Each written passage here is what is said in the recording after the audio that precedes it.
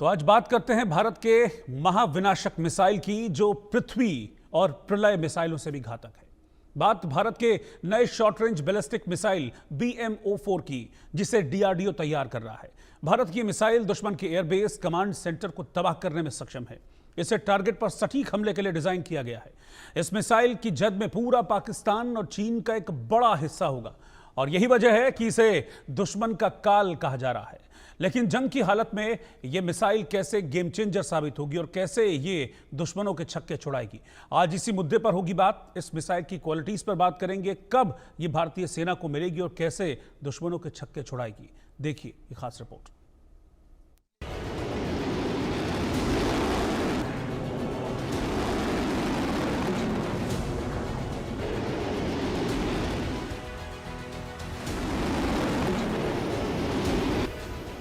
वो पृथ्वी प्रलय से भी घातक होगा। उसकी गर्जना से दुश्मन थर्राएगा। दुश्मनों के एयरबेस उड़ाने में माहिर होगा। टारगेट को पलक झपकते खत्म करेगा। भारत का महाविनाशक हथियार पाकिस्तानी सेना को पस्त करेगा। शहबाज मुनीर की नींद उड़ाएगा। दुश्मनों के खेमे में खलबली मचाएगा। जिस खतरनाक हथियार की दस्तक से ही दुश्मन कांपने लगा है, चीन पाकिस्तान थर्राने लगा है, उसका नाम है BM-04 short range ballistic missile, जिसे DRDO डेवलप कर रहा है।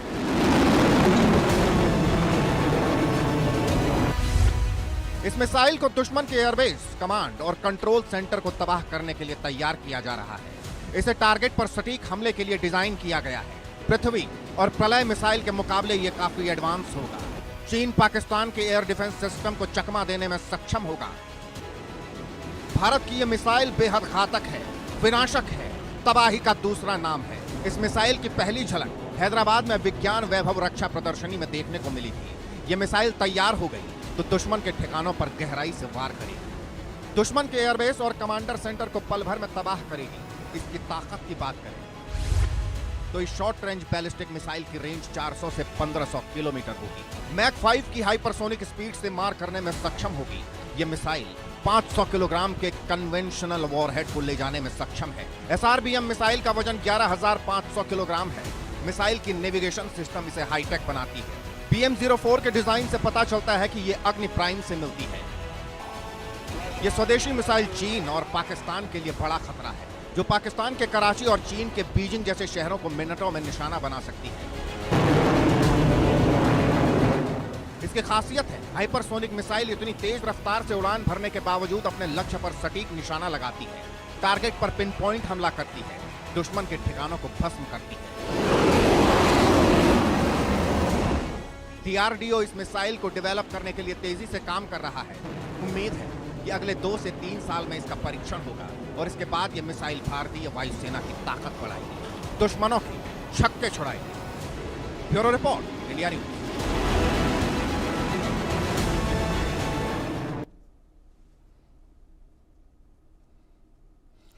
तो BM-04 मिसाइल को पृथ्वी और प्रलय से भी घातक कहा जा रहा है। हालांकि अभी कुछ परीक्षणों से इसे गुजरना है और उन परीक्षणों के बाद इसे भारतीय सेना के बेड़े में शामिल किया जा सकता है। कितनी घातक ये हो सकती है, इसकी स्पेसिफिकेशंस, इसकी क्वालिटीज क्या हैं और इसके भारतीय सेना में कमीशन होने के बाद कितना सावधान रहने की जरूरत है दुश्मन देशों को, इन तमाम चीज़ों पर हम चर्चा करेंगे। मेरे साथ 2 बेहद खास मेहमान इस वक्त जुड़ गए हैं। Major general retired doctor JK Bansal, senior defence expert, इस वक्त साथ में हैं, और रवि कुमार गुप्ता जी, पूर्व डायरेक्टर DRDO, वो भी इस वक्त साथ में। आप दोनों का बहुत बहुत स्वागत है हमारे साथ इस चर्चा में। पहले जनरल बंसल, मैं आपके पास आ रहा हूं।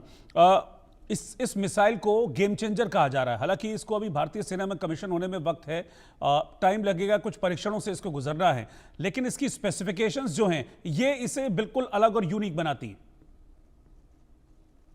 नमस्कार रोहित जी, बिल्कुल ठीक कहा आपने। देखिए, अभी एक तो इसकी रेंज जो है वो 400 से लेके 1500 किलोमीटर तक है। 500 से लेके 1000 किलोवाट तक केजी तक का या वारहेड ले जा सकती है कन्वेंशनल, और इसको न्यूक्लियर वार पे ले जाने में भी सक्षम है।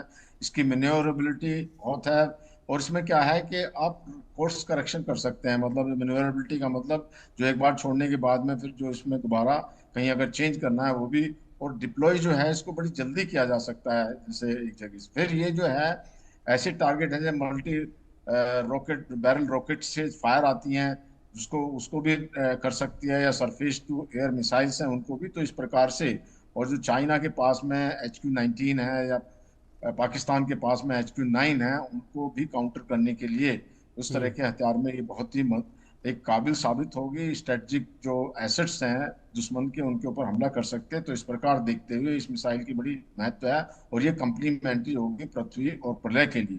तो जब ये भारतीय सेना में या भारत में आ जाएगी, तो इसका बहुत जो है, भारत की मारक क्षमता हमारी जो सेना की है वो बहुत ज्यादा बढ़ जाएगी। तो इनको सबको देखते हुए ये जो बहुत ही एक अहम मिसाइल है, जो कि अभी DRDO ने डेवलप की है, और जल्दी इसको कमीशन कर दिया जाएगा, इंडक्ट कर दिया जाएगा। जी रोहित।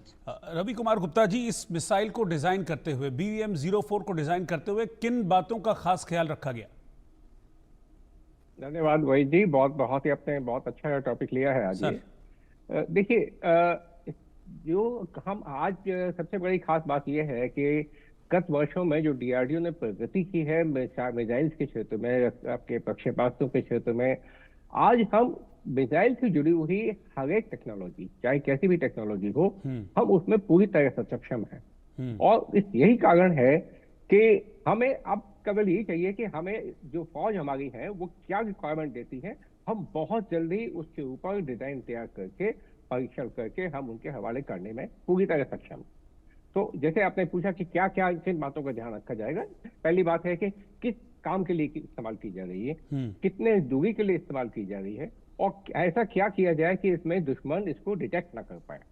ये मुख्य रूप से एक सतह पर मार करने वाली, यानी सतह से सतह पर मार करने वाली मिसाइल है।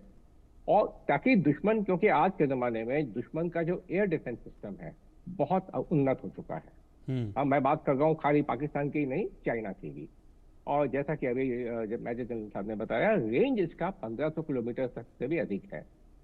तो अब आप देखिए कि हम अपने क्षेत्र में रहते हुए हम इसको तैनात करें तो हम, पाकिस्तान तो पूरा कवर होता ही है, चीन का भी लगभग आप देखिए तो 1/3 से भी कहीं अधिक हिस्सा कवर हो जाता है। और एक और खास बात है कि हम जानते हैं कि हमारे जो अधिकांश बॉर्डर जो चीन और पाकिस्तान से लगते हैं वो पहाड़ी इलाके हैं, बहुत दुर्गम इलाके हैं, वहां पे बड़े मिसाइल्स को ले जाना बड़ा मुश्किल होता है। अब इसमें क्योंकि इसका रेंज 1500 किलोमीटर तक का भी है, तो हम पहाड़ों से नीचे रहते ही, हमारे मैदानी इलाके में रहते हुए, हम पहाड़ों के, हिमालय की दूसरी तरफ तिब्बत आदि में दूर तक मार करने में ये मिसाइल सक्षम है। रही बात दुश्मन के जो एयर डिफेंस सिस्टम है उनकी, तो ये क्योंकि 5 मैक से भी कहीं अधिक गति से चलेगी, और मैन्यूवरेबिलिटी है, यानी मैन्यूवरेबिलिटी का मतलब है कि हमने दुश्मन को लगेगा कि ये किसी एक टारगेट पर जा रही है, लेकिन ये कहीं और जा रही होगी, और वो पूरे का पूरा सिस्टम कि इसने वास्तविक टारगेट क्या है वो पहले ही फीड कर दिया जाता है। और लेकिन ये अपना टारगेट तक पहुंचने से पहले दाएं बाएं दुश्मन को भटकाती है, और अचानक जा सके टारगेट पे बहुत ही सटीकता के साथ अटैक करने में सक्षम होती है। इसमें एक बात और कहना चाहूंगा कि इसी प्रकार का एक और मिसाइल हमने नवंबर में, जिसको DRDO ने घोषित किया था, उसका एक परीक्षण किया गया था, वो था long range anti ship missile जी। तो ये दोनों मिसाइल लगभग, मैं कहूंगा मिसाइल तकरीबन सेम है, एक जैसे हैं। अंतर यह है कि इनको कहां से छोड़ा जाएगा और किस मकसद के लिए छोड़ा जा रहा है। ये जो अब हम जिसकी बात कर रहे हैं BM-4 की, ये एक लैंड वर्जन है, लैंड से छोड़ा जाने वाला रोड मोबाइल सिस्टम है और लैंड के लिए बनाया गया है। जबकि दूसरा मिसाइल जो है वो खास तौर से शिप्स के लिए बनाया गया है। आप सोचिए, याद कीजिए कि 1971 में क्या हुआ था, किस तरह से हमें धमकाया गया था, और हमारे बंगाल की खाड़ी में एक सुपर पावर ने अपना एयरक्राफ्ट कैरियर, विमान वाहकों का बेड़ा पूरा यहाँ भेज दिया था। अगर हमारे पास उस समय ऐसा एक मिसाइल होता तो किसी की हिम्मत नहीं थी कि वो हमारे क्षेत्र में, हमारे इलाके में, बंगाल की खाड़ी में आके हमको धमका सकता, क्योंकि हम अपने पृथ्वी पे, अपनी जमीन पे रहते ही, लैंड पे रहते ही, और हम पूरी की पूरी बंगाल की खाड़ी, आप सोच के देखिए कि जो हमारे क्षेत्र हैं, उत्तरी पूर्व के इलाके हैं, हमारा अपना बंगाल है, उड़ीसा है, इसमें से कहीं पे भी रहते हुए हम तकरीबन पूरा हिंद महासागर, बंगाल की खाड़ी और अरब की खाड़ी, इन बहुत बड़े इलाके को हम कवर कर सकते हैं। और ये मिसाइल दोनों की दोनों ही पूरी तरह से सक्षम होंगी कि इतना सटीक है कि ये एयरक्राफ्ट कैरियर पे भी अटैक करने में सक्षम है। और इनका डिजाइन, इसमें जो वॉरहेड लगाया जाएगा वो इस प्रकार का होगा कि बहुत जो जो जिसे कहते हैं वेल रीइंफोर्स टारगेट, यानी जो बहुत उनको पक्का किया जाता है, बड़े बड़े कंक्रीट के स्लैब्स के नीचे जो टारगेट होते हैं उनको भेदते हुए, और उसके बाद भी ये उनको ध्वस्त करने में सक्षम है। तो एयरक्राफ्ट कैरियर की तो मिसाल ही क्या है। ठीक है जनरल बंसल, आज का जो मौजूदा वॉरफेयर है इसमें ये माना जाता है कि आप हवा में कितने ताकतवर हैं, आपकी हवा में कितनी मजबूती है, ये एक बहुत बड़ा फैक्टर होता है। और ऐसे में ये जो मिसाइलें हैं, BM4 है, पृथ्वी है, प्रलय है, इस तरह की जो मिसाइलें हैं ये गेम चेंजर साबित होती हैं मौजूदा वॉरफेयर में। बिल्कुल ठीक कहा आपने। देखिए, अगर संसार में कहीं भी आप देखें इस समय जो लड़ाई लड़ रही है उसमें दो ही चीजों की खासियत है, मिसाइल्स की खासियत है और ड्रोन्स। ये ड्रोन और जो है मिसाइल किसके पास हैं, कितनी उनकी मारक क्षमता है, और एयरक्राफ्ट तो है ही, लेकिन एयरक्राफ्ट से भी ज्यादा ये महत्वपूर्ण है। अब आप देखिए, जो ईरान ने बैलिस्टिक मिसाइल से जो है छक्के छुड़ा दिए हैं इजराइल के, उनकी जो जितनी भी एयर डिफेंस है उसको नाकाम कर दिया है। इसी प्रकार से इनका कामिकाजी ड्रोन जो इन्होंने जो शाहिद ड्रोन बनाया था उसको यूक्रेन में यूज किया गया। तो इस प्रकार से आज के जमाने में मिसाइल और उसका बहुत जरूरी हो रहा है। दूसरी बात यह है कि जो मिसाइल की हम बात कर रहे हैं इसके अंदर में एडेप्टेबिलिटी है। इसका मतलब ये है कभी भी हम इसको अपग्रेड कर सकते हैं, वो भी बहुत इंपॉर्टेंट होता है। As per the requirement and modernisation इसको आप अडेप्ट कर लिए। और देखिए, ये जितनी भी मिसाइल्स या जो हमारे जैसा कहा मिस्टर गुप्ता ने कहा है कि ये जो हमारा जो एक सारी तरह के जो वेपन बन रहे हैं वो आज की तारीख में भारत की क्षमता, मॉडर्नाइजेशन कैपेबिलिटी उससे बहुत बढ़ती जा रही है, और सेल्फ रिलायंस होना बहुत ही आवश्यक है। बहुत आवश्यक इसलिए है कि एक तो ये हमारे को चीप पड़ता है, दूसरा आप जितना चाहें शायद बनाए, तीसरा जब इसमें एमिनिशन की जरूरत होती है, जो गोला बारूद जैसे होती है जरूरत, तो उसके लिए हमको किसी के ऊपर डिपेंड नहीं करना या उसका मुंह नहीं ताकना। जब हमें जरूरत है वो जाता है। जैसे कि अभी देखने को आ रहा है कि यूक्रेन को जो इधर उधर डिपेंड होना पड़ता है, मिल गया तो उसको इस्तेमाल कर लिया, नहीं मिला तो वो अपना रह गया। तो इस प्रकार की स्थिति नहीं होगी। तीसरा ये है कि जो ये पर्टिकुलर मिसाइल है इसका जो सर्कुलर एरर प्रोबेबिलिटी भी बहुत कम है, कि ये जहां पर जो एक सटीक जो प्रिसीजन मिसाइल है जो प्रिसीजन अटैक करेगी, तो उन बातों को देखते हुए बहुत ये अहम है। और भारत जो बिल्कुल मॉडर्नाइजेशन जिस चीज की जरूरत है उस तरफ बढ़ रहा है। और मिसाइल्स तो आप चाहे देखिए उसको मिसाइल्स हैं वो बाउंसेस, हमारी जो आर्म फोर्सेज हैं, चाहे आप थल सेना ले लीजिए, जल सेना ले लीजिए या वायु सेना ले लीजिए, सभी को मिसाइल की आवश्यकता है। तो इस प्रकार से हमने जो शुरुआत किया था मिसाइल का, सबसे पहले जो अग्नि 1989 में फायर हुई थी, और उससे लेकर अभी तक बहुत कुछ इंटीग्रेटेड मिसाइल सिस्टम जो बनाया है, जिसको डॉक्टर अब्दुल कलाम ने किया था। और ये मिसाइल जो चांदीपुर से हुई थी, मैं भी गया था उस समय 1989 में वहाँ। तो ये बहुत ही बेहतरीन तरीके से बहुत प्रोग्रेस करती जा रही हैं हमारे पास में मिसाइल्स, जिसकी आज की तारीख में बहुत ज़रूरत है। और हम सेल्फ रिलायंट हैं, सेल्फ जो है हमारे पास में डिपेंडेंट है। आत्मनिर्भर भारत के अंदर में अंतर्गत जो सब कुछ हो रहा है ये बहुत ही सराहनीय है, और इससे देश की शक्ति और हमारी मारक क्षमता और सेना की शक्ति बहुत बढ़ती है, जिससे कि इसमें हमारे जवानों में, हमारे देश में एक सेल्फ कॉन्फिडेंस या सेंस ऑफ सिक्योरिटी आती है, और दुश्मन को दहलाया जाता है, उसको समझ आ जाती है कि भारत की शक्ति क्या है। जी रोहित जी। अच्छा रवि कुमार गुप्ता जी, अभी ये जो मिसाइल है इसको अभी कमीशन होने में समय है, कहा जा रहा है कि कुछ परीक्षणों से इसको गुजरना होगा। उसके बाद किस तरह के परीक्षण, किस तरह की टेस्टिंग से गुजरना होगा अभी इसको कमीशन होने से पहले?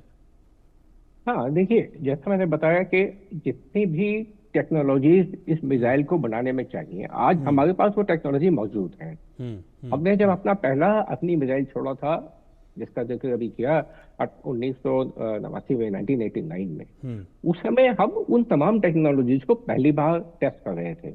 हमारे पास उसका कोई डाटा नहीं था, लेकिन तब से लेके आज तक हमने टेक्नोलॉजिकली, तकनीक में तो उन्नति की ही है बहुत ज्यादा। आज सारी की सारी टेक्निक हमारे पास उपलब्ध है, लेकिन साथ ही तब से लेके अब तक बहुत वॉल्यूमिनस डाटा हमारे पास आ चुका है। तो अब जो टेस्टिंग करते हैं वो खाली ये किया जाता है कि हमने एक डिजाइन बनाया, वो डिजाइन काम कर रहा है, कितना डेविएशन उसमें हुआ, और उसमें उसके लिए अगर कुछ करना है तो क्या करना है। तो एक जैसे आपका कोई भी चीज, एक मिसाइल हो, एयरक्राफ्ट हो, जब भी वो हवा में उड़ने के लिए बनाया जाता है तो उसमें एक एयर वर्दीनेस होती है कि वो एक नया डिजाइन बनाया है, उसको हम एक कम से कम एक मिनिमम नंबर ऑफ डाटा हमें चाहिए, तो वो डाटा हमें अपने पास एक्वायर करने के लिए ही कुछ परीक्षण किए जाते हैं। तो पहले के टाइम में परीक्षण कम से कम 8, 10, 15 परीक्षण होते थे। आज मुश्किल से 3-4 परीक्षण के बाद ही ये हो जाता है, और कई बार और भी कम परीक्षण की आवश्यकता होती है, क्योंकि हमारे अंदर एक और खास बात है, हम सिमुलेशंस पे बहुत जोर देते हैं। हमारे पास वो सुविधाएं हमने अपने देश में बनाई हैं कि हम मिसाइल के अलग अलग पुर्जों को, एक दफा में एक पुर्जा वास्तविक पुर्जा होगा, बाकी का पूरा मिसाइल कंप्यूटर होगा, और हम उसको देखते हुए वो पूरा का पूरा हालात हम कंप्यूटर के द्वारा उत्पन्न करते हैं, और उसमें से गुजार करके फिर हम जाकर के टेस्ट करते हैं पहली बार। तो हमें अब जो नंबर ऑफ टेस्ट है वो बहुत कम हो जाते हैं, और हम इसको बहुत जल्दी कर पाते हैं। टेस्ट इसी प्रकार के होते हैं कि जो नई जो भी टेक्नोलॉजी इसमें गई है उसका रिलायबिलिटी कितनी है, उसकी रिलायबिलिटी को बढ़ाने के लिए किया जाता है। तो इस प्रकार के टेस्ट हम करेंगे इसके अंदर। और साथ में मैं एक बात और कहूंगा कि देखिए, युद्ध जीतने का, अगर हमने युद्ध को अवॉइड कर दिया तो समझिए युद्ध जीत लिया। यहाँ आकर के इस मिसाइल की और इस तरह के और मिसाइल की अहमियत बहुत बढ़ जाती है, क्योंकि ये वो डेटरेंस प्रोवाइड करते हैं। दुश्मन को पता है कि अगर उसने छेड़खानी की, अगर उसने भारत के साथ पंगा लिया, तो फिर उसकी खैर नहीं है। तो एक शक्ति का होना बहुत आवश्यक है युद्ध को टालने के लिए।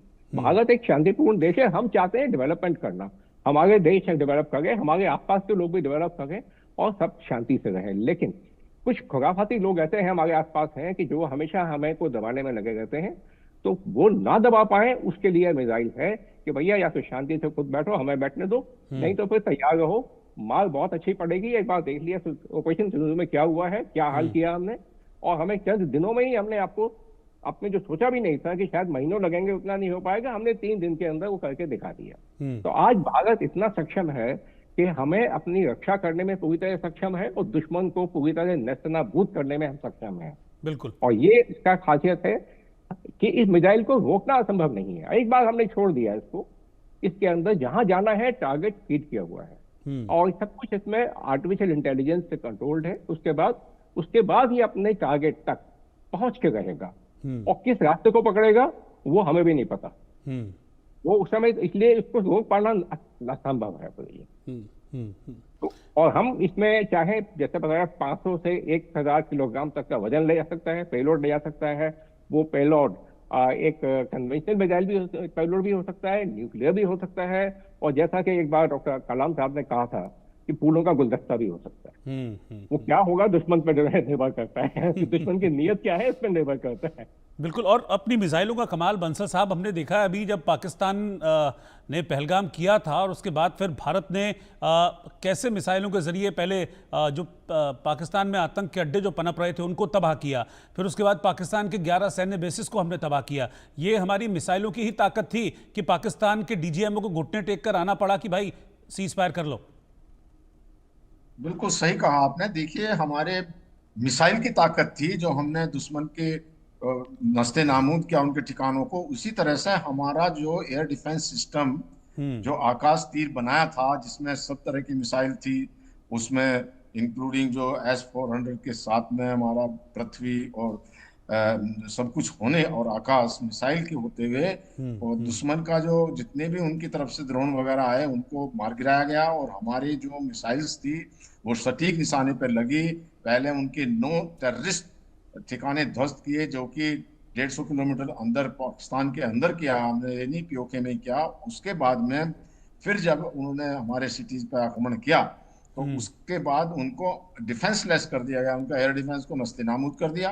दोबारा जब उन्होंने हिमाकत की तो उनके 11 ठिकानों को बिल्कुल ध्वस्त कर दिया गया। तो ये एक भारत की जो शक्ति थी, उसमें खास करके जो ब्रह्मोस मिसाइल ने बड़े कमाल करके दिखाया, जिससे कि ब्रह्मोस की जो मांग है वो दुनिया में बहुत बढ़ गई। पहले फिलीपींस ने ऑर्डर दिए थे, फिर जो है Vietnam, Indonesia, Malaysia, Chile, Argentina, और इधर जो है कतर, और ये यूएई ने भी, और साउथ अफ्रीका में भी डिमांड, उसके जो इंक्वायरी बढ़ गई थी। तो इस सब को देखते हुए भारत की क्षमता है बहुत ज्यादा है, और क्षमता के बाद में जैसे इन्होंने नाम लिया, मैंने भी 30 साल जो है डॉक्टर कलाम के साथ गुजारे हैं, तो वो कहा करते थे स्ट्रेंथ रिस्पेक्ट स्ट्रेंथ, कि अगर हम जो है जो ये सब जब कुछ हमारे पास में होगा तो डिटरेंस रहेगा, और इससे जो है युद्ध के चांसेस भी घट जाते हैं। दुश्मन को पता है कि मुंह तोड़ जवाब मिलेगा, तो इसलिए दुश्मन जो वो कभी इस तरह की हिमाकत करेगा ही नहीं। तो इसलिए शक्तिशाली होना और अपनी जो डिफेंस कैपेबिलिटीज को बढ़ाना बहुत, और ये गवर्नमेंट काफी कुछ कर रही है। मैंने कई जगह ये बात कही थी, जिसका गवर्नमेंट ने संज्ञान भी लिया है, कि हमारा जो डिफेंस बजट है वो करीब 76 या 80 बिलियन डॉलर है, जबकि चाइना का 300 बिलियन डॉलर है। तो अभी हाल फिलहाल जो है गवर्नमेंट ने 6 बिलियन डॉलर बढ़ाया है, जिससे कि कुछ और मॉडर्नाइजेशन हो रहा है। और अगर आप दुनिया में देखा जाए तो सबसे ज्यादा तो अमेरिका का है, पहले 900 बिलियन डॉलर था, जिसको अभी उन्होंने 1 ट्रिलियन कर दिया है। और तो और जो जिसकी जो जीडीपी जो रशिया की हमसे कम है, लेकिन उन्होंने भी अपने बजट को डबल करके 140 बिलियन डॉलर कर दिया। तो इस प्रकार से आज की तारीख में डिफेंस के बजट को बढ़ाना भी बहुत आवश्यक है। सारे यूरोपियन देश भी यही कर रहे हैं, क्योंकि तकनीक का जमाना है, और तकनीक को प्राप्त करने के लिए जो है पैसे की जरूरत पड़ती है, मनी की जरूरत पड़ती है। हालांकि हमारे जो फौज है बड़ी एक बहुत ही हाई मुराल रहता है, और वर्ल्ड में बेस्ट है हमारे जो सैनिक हैं, वो लड़ाकू, चाहे एयरफोर्स ले लीजिए, नेवी ले लीजिए, आर्मी ले लीजिए। तो उसके साथ साथ उनको प्रॉपरली इक्विप करना भी बहुत आवश्यक है, जिससे कि दुश्मन को मुंह तोड़ जवाब दिया जाए, और जिससे कि दुश्मन को एक हिमाकत ही नहीं करे इस तरह के को अटैक करने का। तो इस प्रकार से जो डीआरडीओ निरंतर बहुत अच्छा काम कर रहा है, और सेल्फ जो है अब पिछले 10 साल में काफी बढ़ोतरी हुई है। और उसके साथ साथ जो प्राइवेट सेक्टर अभी आए हैं, और टेक्नोलॉजी जो डीआरडीओ डेवलप करता है उसको वो लेने के लिए तैयार है। क्योंकि देखिए जो प्राइवेट सेक्टर होते हैं वो देखते हैं उनका जो उनको इकोनॉमी भी देखनी पड़ती है, कि भाई उनका जो उनको कुछ मुनाफा भी होना चाहिए। तो वो इसलिए अब जब डीआरडीओ के हथियारों की डिमांड बढ़ी है, 2.6 बिलियन डॉलर का हमारा एक्सपोर्ट हो गया है हथियारों का, तो प्राइवेट सेक्टर फील्ड में आ गए। तो इससे भारत की शक्ति और भारत के यहाँ हथियार डेवलपमेंट करने की सेल्फ रिलायंस बढ़ती जा रही है। आप चाहे जो पानी के जहाज में जो समुद्र जहाजों को ले लीजिए, नेवी के जहाज ले लीजिए, एयरफोर्स ले लीजिए, एलसीए का जो हमारे यहाँ बन रहा है अभी, और चाहे मिसाइल्स और ड्रोन, इस हर टेक्निक में भी भारत आगे बढ़ता जा रहा है। जी रोहित। अच्छा, रवि कुमार गुप्ता जी, किसी भी मिसाइल में स्पीड कितना इंपॉर्टेंट फैक्टर होता है? जैसे इसकी स्पीड 5 मैक है, तो 5 मैक से हम क्या समझते हैं? देखिए, एक मैक कहते हैं जो किसी भी मीडियम में ध्वनि की जो गति होती है उसको मैक कहा जाता है। तो अगर हम कहता हूं कि 3 मैक, जैसे ब्रह्मोस को कहते हैं 3 से 3.5 मैक की रफ्तार है इसकी है, तो ये होता है ध्वनि की गति से लगभग 3 से 3.5 गुना अधिक होना। इसका जैसे हम 5 की बात कर रहे हैं, 5 से भी अधिक है। वास्तव में देखा जाए तो ये एक बैलिस्टिक मिसाइल है। इसका जो ग्लाइड व्हीकल है, जो री एंटर होने के बाद जब ये टारगेट की तरफ जा रहा होगा, वो उस समय की रफ्तार बताई गई है। अर्थात जब ये आकाश में और ऊपर होगा तो इसकी गति और भी अधिक होगी, 7-8 माह के आसपास होगी। तो इसका मतलब कि ध्वनि से करीब 5 गुना अधिक। ध्वनि की गति होती है मीडियम में करीब 330 मीटर प्रति सेकंड, यानी कि लगभग ये करीब 1.5 किलोमीटर से 2 किलोमीटर प्रति सेकंड की रफ्तार से। आप सोचिए कि 1 सेकंड में ये 1.5 किलोमीटर आगे निकल चुका हो। तो इतनी तेज रफ्तार में पहली बात तो इसको डिटेक्ट करना बहुत मुश्किल होता है। बहुत कम देशों के पास ऐसी तकनीक है कि वो इसको डिटेक्ट कर पाए, और डिटेक्ट कर भी लिया तो देखिए कोई अगर आगे भाग रहा है और मुझे उसको पकड़ना है, मैं जब भी पकड़ सकता हूँ जब उससे तेज भागूंगा। तो अगर कोई दुश्मन इसको गिराना चाहता है, मारना चाहता है, तो उसके पास मिसाइल ऐसा होना चाहिए जो 5 मैक से भी अधिक गति से उड़ने में सक्षम हो, और कम अधिक नहीं, बहुत अधिक गति से, तभी जाके वो इससे मुकाबला कर सकता है। तो वो ऐसा हो नहीं पाता। ठीक। और ये जब तक वो संभलेगा, दुश्मन अपने मिसाइल्स को एक्टिवेट करेगा, तब तक तो ये टारगेट तक पहुंच चुका होता है। ठीक। तो ये इसलिए गति जो है बहुत अधिक मायने रखती है। गति एक और तरीके से मायने रखती है, जब टारगेट हिट करता है तो उसकी एनर्जी कितनी है। ये एनर्जी जो है ½ mv² का फॉर्मूला है। उसका मास तो वही कांस्टेंट है, और वेलोसिटी का स्क्वायर। तो अगर मैंने गति को दुगना किया तो उसकी जो एनर्जी है वो 4 गुना बढ़ गई। तो ये जितनी एनर्जी के साथ, ब्रह्मोस का मैं आपको उदाहरण देता हूं। जब ब्रह्मोस का परीक्षण शुरुआत में किए जा रहे थे, एक बार एक जहाज के ऊपर इसका परीक्षण किया गया, जो पुराना एक बेकार जहाज था, बिना विस्फोटक लगाए हुए। और जब ब्रह्मोस ने इसको टक्कर मारी तो ब्रह्मोस मिसाइल जहाज के आर पार निकल गया और जहाज के 2 टुकड़े हो गए। ये क्यों? क्योंकि उसकी गति अधिक थी। अब ये तो ब्रह्मोस से भी लगभग दुगनी गति से होगा।